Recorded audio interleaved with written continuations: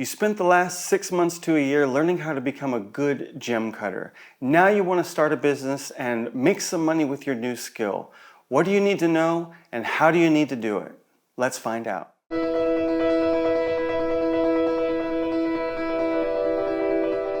Welcome back to the Gemcutters Craft. This is Justin K. Prim, and today I want to talk about all the different hats that the gem cutter must wear in order to be able to successfully run a one-person business.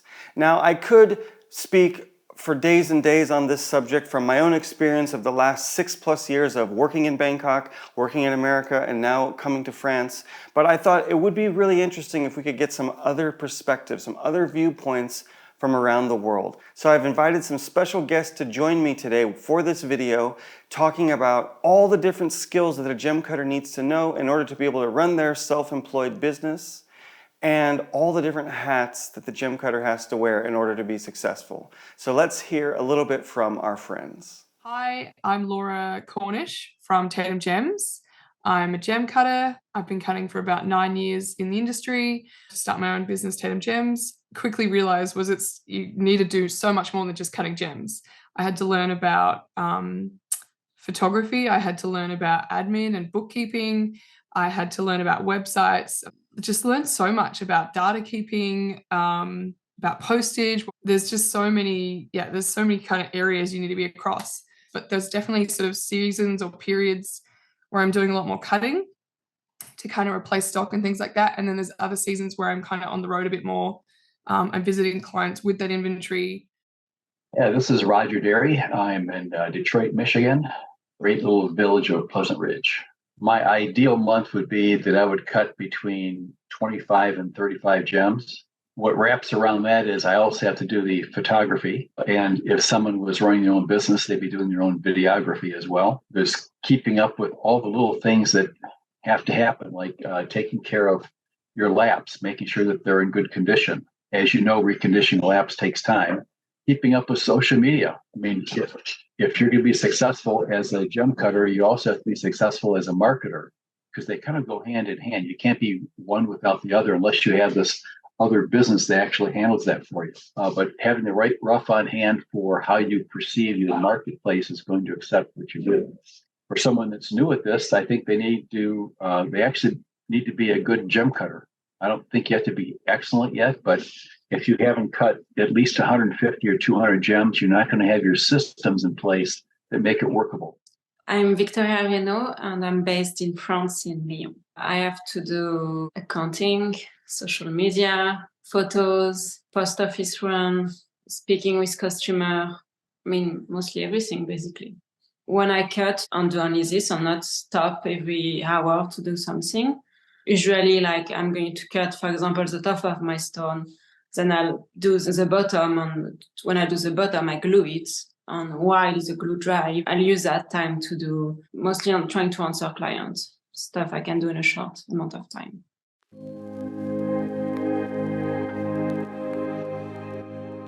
So we're predominantly online. We sell through our website, which is wholesale only. We sell a little bit on social media like Instagram, Facebook, and things like that. And then we have our in-person visits where I visit clients, mostly across Australia. They're kind of our main channels for selling at the moment. It didn't really happen overnight, obviously. I do have a large following on Instagram and on social media. I think it comes down to choosing the right platform for you. So Instagram at the time, this was probably 6 or 7 years ago, Instagram at that time was the best suited for us. There's obviously other online platforms. There's LinkedIn, which I find is a bit more professional, but it's not really like a marketplace or a selling place. There's obviously Facebook, which is a bit of a slower stream of, again, people don't really go there to buy. Not that they necessarily have buying in mind with Instagram, but it's obviously more instant with photos. I find it to be more accessible to see products or photography or goods or whatever you want, or cutting videos or however you want to display it. There's things like TikTok and stuff as well these days. We've thought about TikTok. We've looked at that possibly, but because we're wholesale, it doesn't really suit our fit. I think for someone aspiring to sell online or on social media platforms, again, it depends what marketplace is right for them. or who they're selling to. So are they selling to retail? Are they selling to anybody and everybody? Are they selling wholesale only? I think that's the starting point of who do you want your audience to be, and then what platform is going to be best for that as well. In terms of building an audience, it kind of just happened for me. I just didn't necessarily have a direction in the beginning when I started out. I've definitely worked on that a lot more in recent years. I've actually worked with a business coach and things like that, just to kind of understand like my why and my brand and what my values are and stuff like that. So I think from understanding what I want to represent a little bit better, like my brand values and things like that, we want to educate people. I want to share gemology knowledge, education about origin and things like that. Like that's really some of our brand values. So we've attracted a client base really that want that knowledge and that seek out that knowledge. Again, a lot of people online, or they don't necessarily know or care about maybe values or what they want to attract. They maybe just want the sale, or maybe they're just kind of sharing their journey of being a cutter. And that's probably what mine started out as. Honestly, it was sharing my journey of learning gem cutting. And from there, people were interested in it. People wanted to buy the stuff I was cutting. Then it kind of snowballed, and it kind of went in the direction of, well, what did my followers want? And now it's a little bit more, it's what I want to sell. It's what I like to cut. It's what I like to sell and what I like to show people. And I've attracted that audience that's wanted to come along for that journey, if that makes sense. First of all, you need to kind of find the niche that you belong in. And everybody has their own niche of what works for them. I find for me, we do really well with tanzanite and zircon. That's kind of like, if somebody asks me what I'm known for, I'm going to say those two things. So having a niche that works for you, that is comfortable, that you can go and repeat over and over again so that you become excellent at doing just that. And this is over the long haul, is developing your story. Clearly, everybody in the industry, the gem cutting industry, if they don't know who you are, they will know who you are, Justin Prim. Not everybody knows me, but I'm fairly well known after 42 years. People have an understanding. So there's the benefit of having longevity, but also putting yourself out there and doing things and making an effort that people will pay attention when you have something to say. But I think having them develop a story so that they're not just buying their gem, they're buying the story that goes with the gem. And that's something that has to be worked on all the time. So on a monthly basis, we probably spend 3, 4, 5 different posts that we do, whether it's on Facebook or Instagram, that have to do with adding to our story. And so I think what I would suggest is people start actually writing their story down, actually make it a manifest. So you have pieces to go back to that build on each other. How you do that on a monthly basis, you need to break that down into parts, and having it be a nugget here and a nugget there, but they actually work together. If you need to advertise yourself a little bit, then social media, it's a really good way and a free way to be able to advertise yourself and show your work. But that takes time. For me, I'm not a native English speaker, so like writing the caption takes me a long time. Doesn't come naturally to me. So for example, Instagram, they're going to push your content, and sometimes they won't. But you need to be very regular when you post. I can see it right away. If I stop posting, like it happened, like I didn't post for 2 months, then the new post I'm going to make, they are going to be slow. If you post regularly, then you get more and more and more new people, and you sell better, and you get people interested because they see you're serious.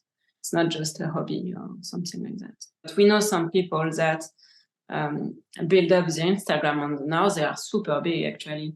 They were making 5 posts a day, every day for like 2 months, and they got like 20,000 followers like that.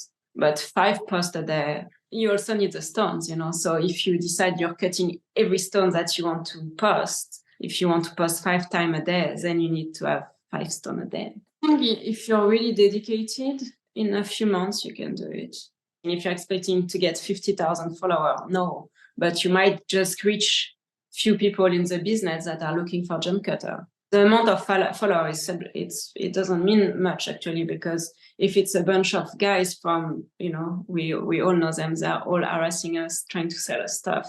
If you have only those guys and you're going to have them, they're not going to give you any work. They're just going to spam you. So you better have like 100 followers of people that are really interested in your work than 1,000 of those guys. And we're talking about the many hats that you have to wear. Again, social media content creator is a huge one now as well. try to create engaging videos, buzzworthy stuff. You want to go viral, that sort of stuff. It's not easy to do that. There's really a formula to it. And I wouldn't say I've cracked it either. Understanding algorithms and stuff, I certainly don't understand the algorithms, but there's too many areas to be across. If you had all the money in the world, you'd go, okay, I want to have a company, but I have to have a social media manager. I have to have an accountant. I have to have a photographer. I have to have, all these other elements to a business, as well as just cutting yourself. It's definitely difficult to be across all areas.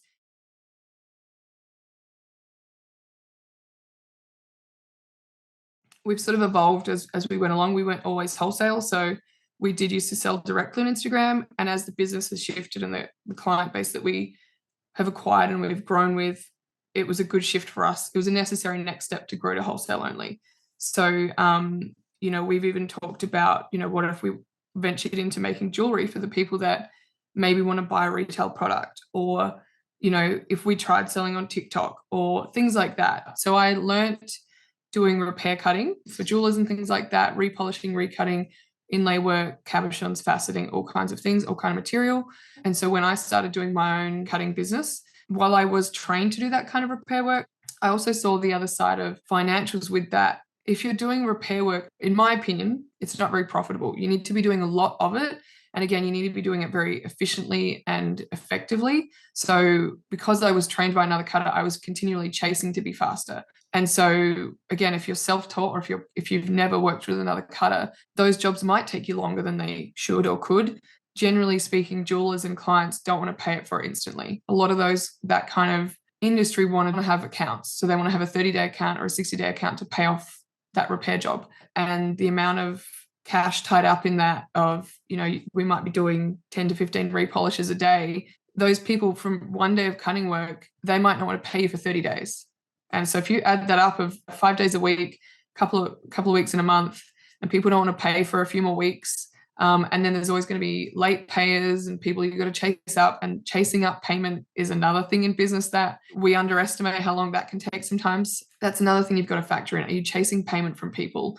Are you chasing up, well, where am I shipping this stone to? And what do you actually want done to this stone that you want me to cut for you? Like, what are the specifications? There's back and forth. There's consulting time and things like that too. With inlay work and things like that, you had to have a lot of inventory of rough to be able to cut a matching stone to something that fell out, or to cut a matching pair to that earring that their client loves, things like that. So even just having the inventory of rough to begin, if you want to go down that path as well, is quite expensive as well. And you're like, okay, I'm gonna offer my services as a repair cutter. Then you've still got to get your name out there of, why would a jeweler trust you specifically to have you cut their stone?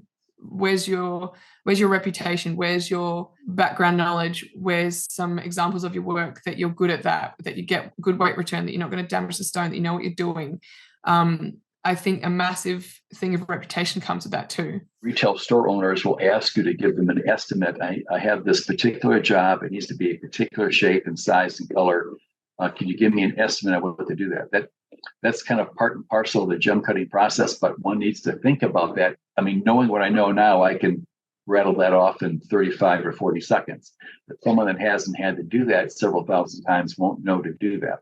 The repair work is very in-person intensive or contact intensive, because they're going to contact you about the job. Hopefully they don't just send it to you without asking. There's going to be some conversation about that. You need to give them a sense of assurance you could do the job, whether it's just touching up or actually providing a new stone by cutting one to emulate what they already had. So the recutting business probably has greater risk for things not going well, because not every job is perfect. And I can recall giving a job to someone, this is before I was cutting. I gave him 2 blue sapphires that matched pretty perfectly in color, but they didn't match in the outline or the faceting arrangement. I get him back and I can't tell what he did. The angles and the crown maybe they were different. I couldn't be sure because it'd been about 3 weeks had passed. He was happy to collect the money. I had difficulty explaining to the store I was shipping them to what was different. Live and learn. So just make sure that you document everything along the way. If you're going to do recutting repairs, documentation is as important as anything else. We also document how many minutes we spend on a job doing a recut or a repair. So we know that the store knows how much time we spent. So I may be pretty fast with some of this stuff because they cut a couple thousand stones before I even started cutting commercially. I had lots of chances to practice. I didn't have any rough until 2004. I started cutting in 2001. So I basically recut my entire inventory over a period of 2.5 years. I might be more old school than a lot of guys that are working the internet.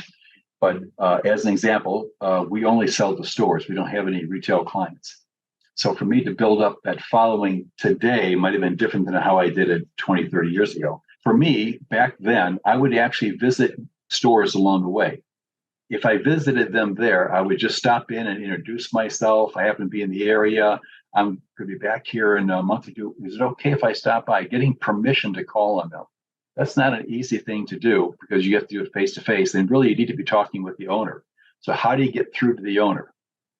Because they're the decision maker. So we focused on jewelry stores that probably had less than 10 employees. Because if they got larger than that, who I worked with is not as important to them, but it's much more important to me. So I would look at working with stores that probably had 5, 6, 7 people that were employees, maybe one bench guy, maybe the owner was also the bench guy, just arranged so we arrived there shortly after they opened, when they weren't like swamped with changing watch batteries kind of stuff. Gave me a chance to build some relationship. And I would bring 1 or 2 stones with me. I wouldn't bring like a batch. I'd bring just enough to tickle their interest. And then talk about custom gem cutting and why I do what I do and how it could be beneficial for them. Yeah. So to be a recutter, you need a bit of a different skills than cutting from rough. Depending on the case, but it can happen that a jeweler comes to you and they chip the stone and they already have the setting. So they want you to fix the stone without making it smaller. So, you need to be able to adapt to that. It's not like beginning from a diagram. When you do recutting and repairs, forget about diagram. You need to have your diagrams in your head and be able to visualize which facet you're going to have to move to be able to cover that chip and still have a nice stone, not a flat facet that cover everything. I found the jeweler actually less picky than a gem dealer because for them, it just have to fit into their design. Gem dealers are going to be really strict on the weight loss, for example, because they want to recut the stone, they want to have a beautiful stone, but they sell per carat at the end. So if you lose more weight, they lose money. While a jeweler, they sell a finished piece. So the weight of the stone doesn't really matter. What matters is that it fits nicely in the setting. Buying rough and selling your own stone, it's, I think, the most fun, but it's also the most difficult and unsure job. You get the rough and you can do whatever you want. You can play, you can experiment. And if you mess it up, too bad for you, but no one is going to be mad at you. The difficult part, though, is the selling part. It's easy to buy, although it's not that easy to buy rough, actually, but it's really difficult to sell. So you need to be good at selling. You need to be able to communicate even better because you need to be a good seller. Recutting and repairing, you should get a lot of work easily. You don't make that much money because you have probably a rate, though depending on your rate, you can make as much as you want, of course. But it's more a steady job. You have a customer that give you 20 stone, that's 2 weeks of work or maybe less, maybe more. Because some people don't want to deal with the customer side of it where they have to answer people's expectation of what they're expecting with their stone. Yeah, and I guess the income is something also that, in general, gem cutters are not very well paid. The more we communicate about it, it will change. But usually it's not super well paid because, like, if someone asks you to repolish a big amethyst, that, I don't know, it's worth like $100. Repolishing a big table on an amethyst, it's a nightmare. It's going to take you hours. And people don't want to pay, I don't know, $200 for that. They want to pay 30, 50, not more than that. And you can't charge 50 for so much work. So, you need to find an in-between. And the in-between is very often on the lower end for you. For example, for me, like, I can cut maybe 1 or 2 stones, like, for clients a day. So I know how much are going to be my income. But for example, if I lose more time at the post office or I get some headaches with some customer, I lose time where I don't get paid. Buying rough and selling your own stone, you could like cut 2 stones a week. If you sell them, you're good. Depending of the stone you get, you could cut 1 stone a month. And if you sell it for, I don't know, like $15,000, you made your month really good, So you need money to invest. And then selling, it's very unsure. It's not that easy. If you don't sell it, then you have zero income.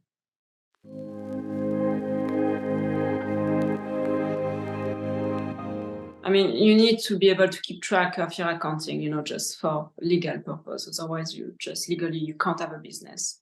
I don't do it every day, though I probably should to keep better track of it. So usually it takes me one day a month or something like that. As the business has grown and as I've learned things along the way, I've definitely found ways to make that more efficient. So we use accounting software called Xero, but Xero is really useful. It does a lot of basic accounting for you. We do a lot of invoicing through that. I do all my bank reconciling through Xero. My accountant can access it when I need to do my quarterly tax and annual tax and things like that. So it streamlines a lot of those processes. And because it's all kind of linked with my expenses and my income, it saves time there. It's a lot less complicated. I didn't always have Xero, and when I was just starting out, I was just using Excel for a lot of that stuff, to be honest, and that was enough. That was good. Yeah. So I'd say accounting doesn't take me too long, but that is kind of part of the business that's necessary anyway for sales. There's also the accounting and bookkeeping part of it. That's something that for us, we could do that in off hours. You don't have to do that in that category of 8 to 6 o'clock where you're normally working on stones. So it's not uncommon for one of us to spend some time on a Saturday when it's not crowded with time for gems that we focus on doing the bookkeeping part of it, sending statements to clients, that sort of thing. A lot of the follow-up that goes with that. This is something that you can outsource. I think early on, while you're sort of setting up your books, you want to be hands-on with that. I think once you get along and you're starting to focus on just the gem cutting, you can have somebody else to handle that part. And I would also say there's probably other things you can outsource. So if you're focused on cutting and there's someone that you trust, you can hand off your social media to actually handle your social media persona, that's going to probably save you between 6 and maybe 8 hours a week. Someone else is handling the bookkeeping and accounting. That's probably 2 to 3 hours a week, maybe more, unless they develop a lot of account handling. Some gem cutters also allow their stores to actually take things on consignment, like a memorandum. That will add extra time, but it does give you an extra benefit. Your goods are already in the store working. So for the guys that are focused on selling online, I think some of the bookkeeping is actually handled through the software that they're selling from. So some of that's handled in the background. It could be that you are combined your platform, whether you may be using Etsy or something else to sell your gems, that's actually tied into your accounting software.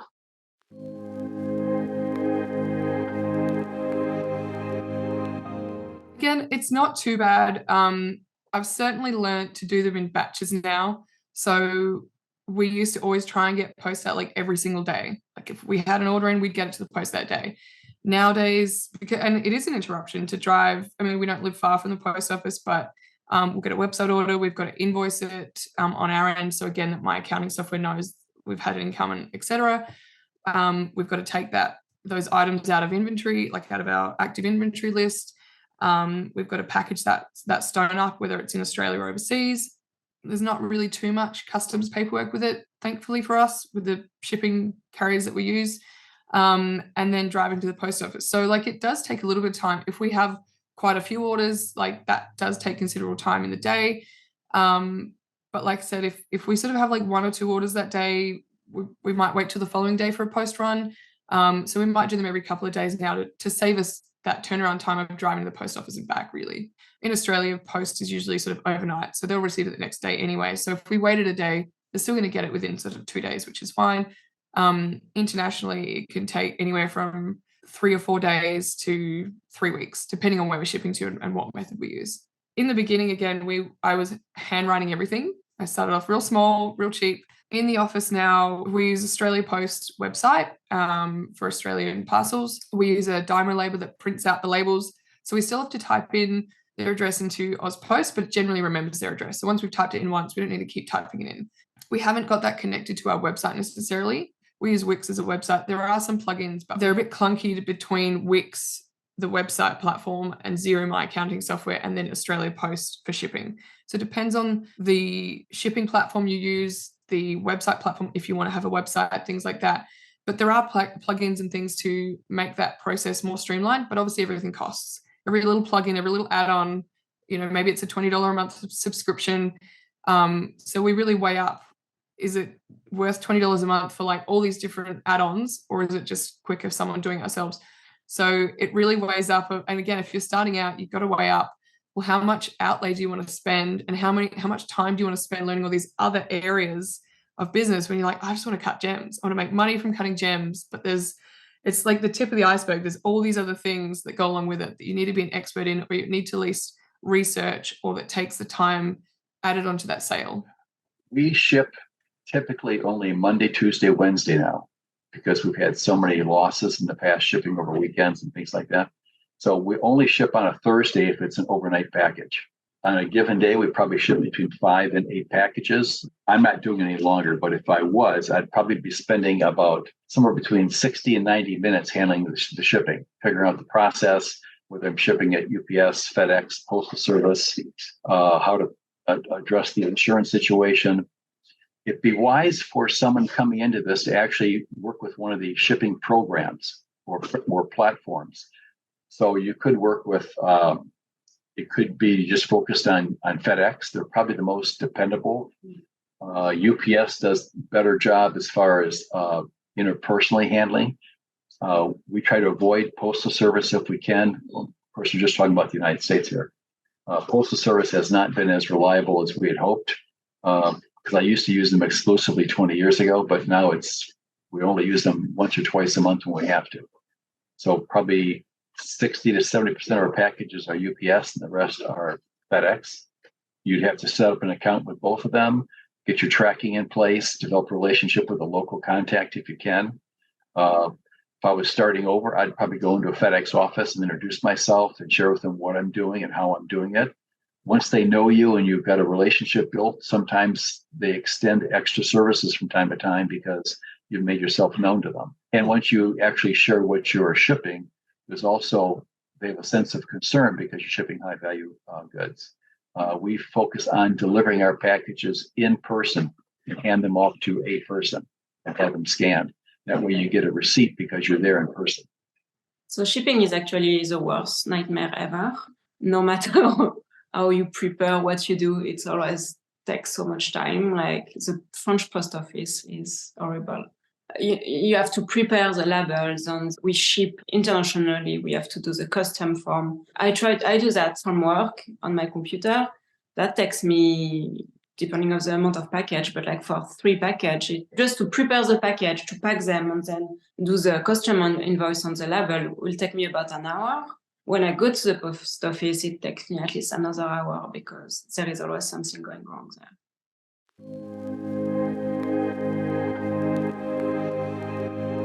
So across 2 Instagram accounts, 2 email accounts, phone calls, WhatsApp messages.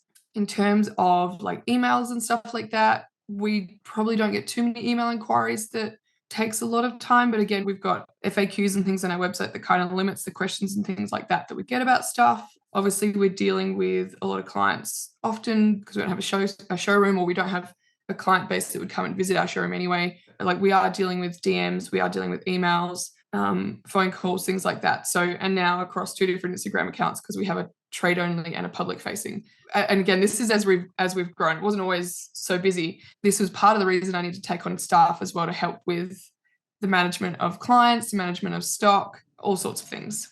Many gem cutters are highly introverted people. It's just the nature. You're working with a machine. Sometimes some days go by, I don't talk to somebody for 2 or 3 hours. And being an introvert, I'm kind of okay with that, But trying to have other people think about the things that are outside of your normal range of operation so that they're actually handling things or assisting you in handling things, so you're not doing everything yourself. Because if you're going to be good at gem cutting, you need to be consistent, you need to be focused. And if you're focused on all those other things, it's just not going to be as easy for you to do. And there's some gem cutters out there that I know personally, they won't even answer the phone while they're cutting. If your top client's calling, you're going to look at your caller ID and you're going to stop whatever you're doing, no matter where you are in the process, and you're going to take that call. You need to allocate that too. Who's going to handle the phone calls? Who's going to handle incoming emails? Answering probably on average 15 to 18 emails a day, excluding weekends. Those emails are just the emails I need to respond to. There's another dozens that Rachel, Bjorn, and Ginger handle that are outside of my focus because they handle that part of the business. But not everybody's going to be able to step up and say, oh, yeah, I can do it all. But really, you need help and find the people that figure in the places that you can't do well yourself. It's really important. For me, I think it's also a bit of my weak point. Like you need to answer quick. That means like you need to many times a day check your Instagram and take the time to answer customer. It happened to me in the past where I waited like 2 or 3 days before to answer all my message. And some people already found another stone or contacted someone else. So if you can, just answer as fast as possible.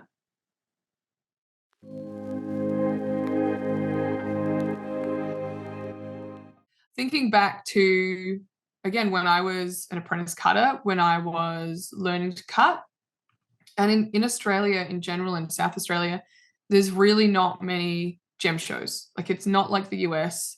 I don't know what other countries globally like, but let's pretend, again, you're a new cutter, you're not flying to Hong Kong or Bangkok or Sri Lanka or Tucson Gem Show. You're not going to those places. It's expensive. That's a whole different level. And, if people want to ask, where do you get your gem rough? Reach out to your local gem clubs. A lot of the gem clubs in Australia will have a gem show each year.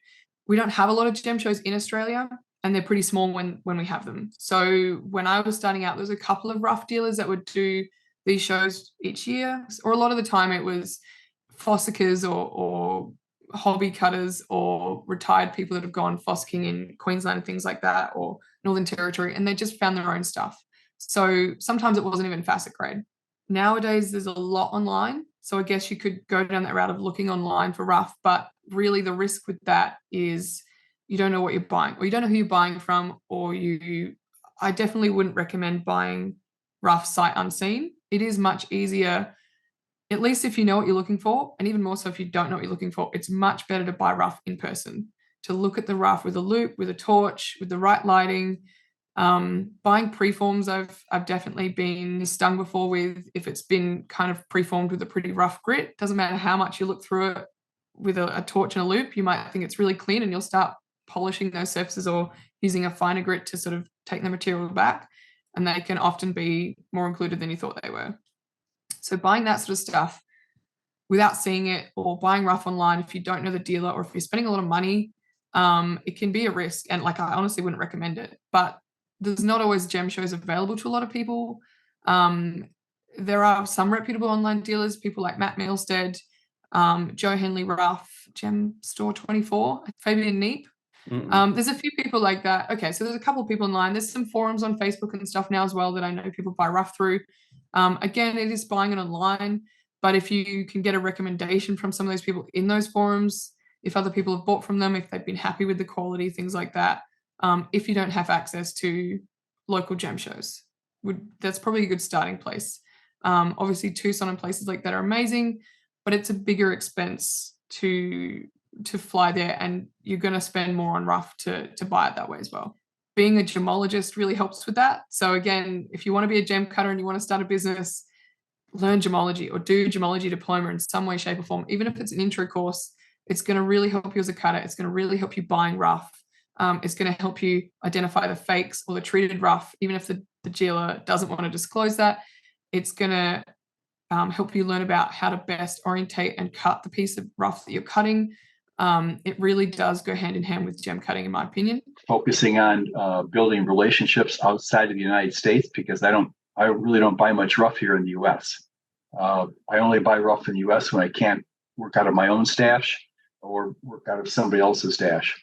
So building that network so that it works.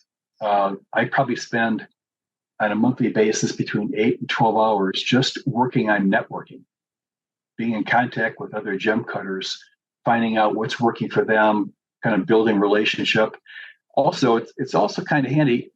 I physically can't cut every gem that we sell.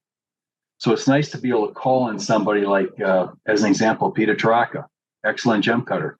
If I am in a situation where I'm traveling for 3 weeks and can't do a job for somebody, I'm going to hand it off to somebody that I can trust. And he's one of those people. And there's a dozen others I would do that with as well.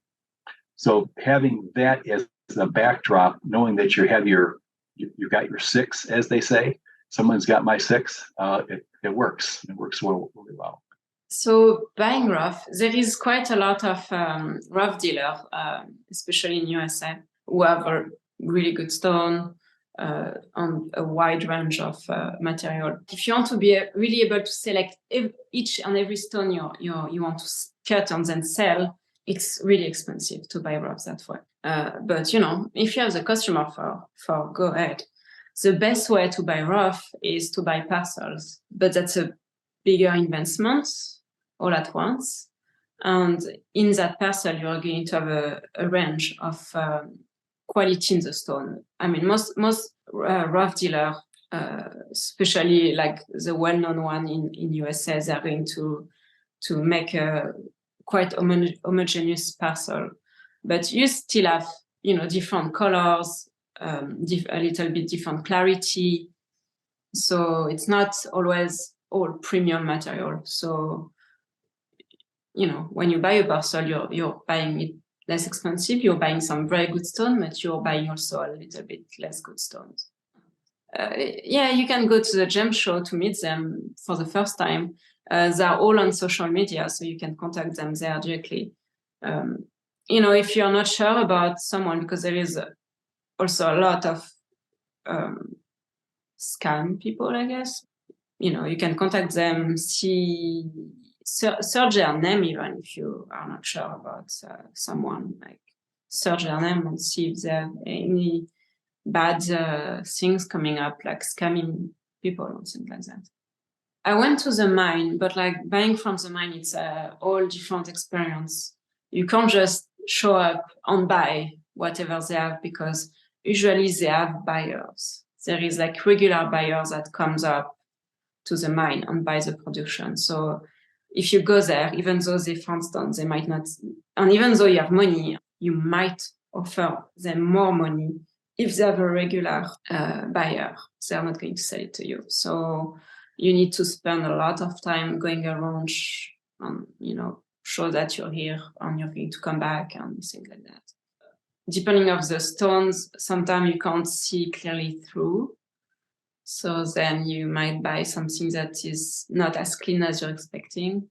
The colors, like it's not because you have a bag of good colors that it's necessarily good, because if the color is on the flat side, then the shape of the rough matter, So if you're buying birefringent stone like sapphires, ruby, tanzanite, tourmaline, you need to check where the color is. Otherwise, you're going to end up with a very small stone or a very flat stone. If you make a bad purchase, then you better be creative, make something out of it. To me, every time I bought rough, they were a mix of different stuff, I always calculate what's the minimum price. Even though I was not making any money, I could recover by selling for super, super cheap. I don't think it's a good business advice, because your time is worth something.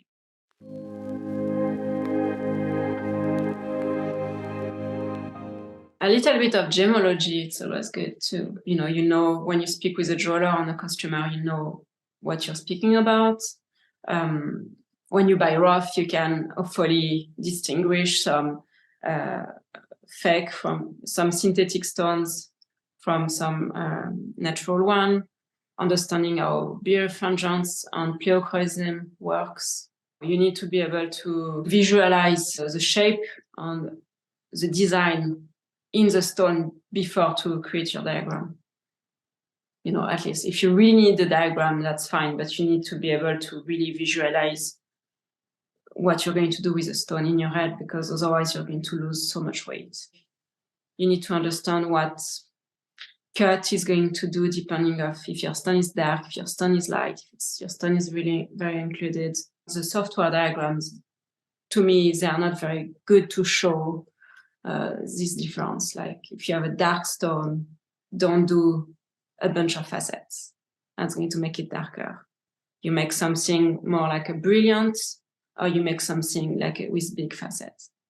I don't think any one cutter is going to come up on their own and have the balls or the confidence to, and they shouldn't have that blind faith in themselves that they could just do it without any kind of like risk advertisement or skills or anything like that, because like you just never know what could go wrong on a customer's, like that. You don't want to run into that of your first whoopsie on a customer stone.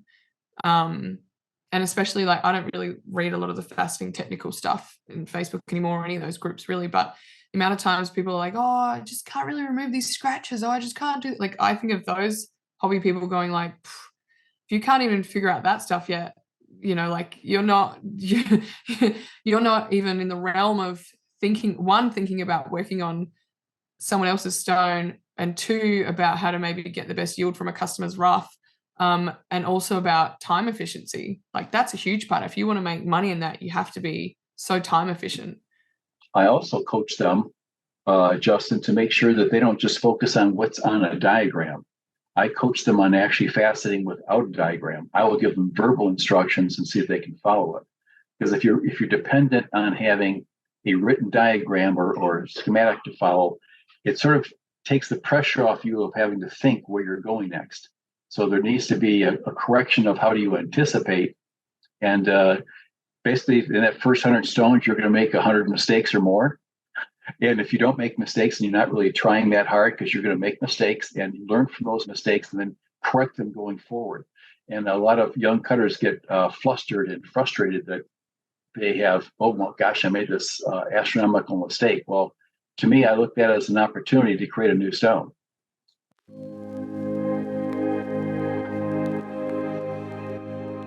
Years ago when I was doing a bit of both, I liked each day equally. I liked the days where I could just come into work for my boss and I knew I was doing repolishes of ovals all day long, or I knew I'd be doing a couple inlay jobs, a couple of opal cutting, like a batch of opals to cut or things like that. And I just knew the jobs I had to go on with. And it was monotonous, but some days I want monotony. Some days I'm not creative. And then I still liked my days where I could cut my own rough and I could be creative and go, oh, just like I can spend a bit longer on this. I can really get fancy with the shape. I can play around with it and whatever. So I did kind of enjoy days for both, I guess. And I still do now. I like variety in my day or in my week or in my month. I get that from doing social media and photography and admin and cutting and selling and things like that. I think some good advice if you want to go down the path of learning repair work, or if you can't be mentored by someone else, my advice would probably to be, you know, buy some chip stones on eBay or buy some, even if they're synthetics or something, and just practice on stones that don't cost a lot of money, stones that don't have sentimental value, things like that. If you want to go down that path, practice on something that doesn't matter first. Get your skills up, learn how to find the facets again on individual cuts, every different index or cutting. If the stone was originally cut on jam peg or a mask machine, the meet points and the facets are going to be in all different places. And we found that a lot when we did repair work as well, that you're never going to match up the facets completely true. So even just practicing on stones that don't matter to recut something is probably a really good starting point for people that want to go down that path if they want to try that out. As an example, once a year we do a retreat. The four of us get together for a day or two and just talk about where the business is and where we'd like to go and what we can be doing differently that we aren't yet. So planning ahead, that's something you can't figure into a weekly or monthly schedule. I think it's more of a yearly thing. You need to set up the time. But and if you don't have a team of people, then okay, meet with your mom and dad, meet with two best friends, and buy them pizza and beer and say, okay, I want to talk about my business. I need you guys' help to think outside of my own box, because that's not something we natively do. Don't get stuck into some ideas, like always learn from other people. There is not one way. Like even me, I learn a certain technique. And when I see you working, I see someone working, some part of the way they do, I apply it for me. Like I don't always do things one way, So be open-minded. You need to practice. Like there is no mystery. It's not because you have the best machine or the best software or the best diagram. the best teacher that you're going to be good. You need to practice. Get someone who teach you the basics and then practice. I learned so much during my internship, but I learned also so much cutting by myself and experimenting, having to fix my own mistake with no one else to ask, what should I do? So I hope you found that enjoyable and informative, and I hope it gives you just a little bit of an idea about all the different things that you're going to need to know and be able to do in order to run a successful business from home.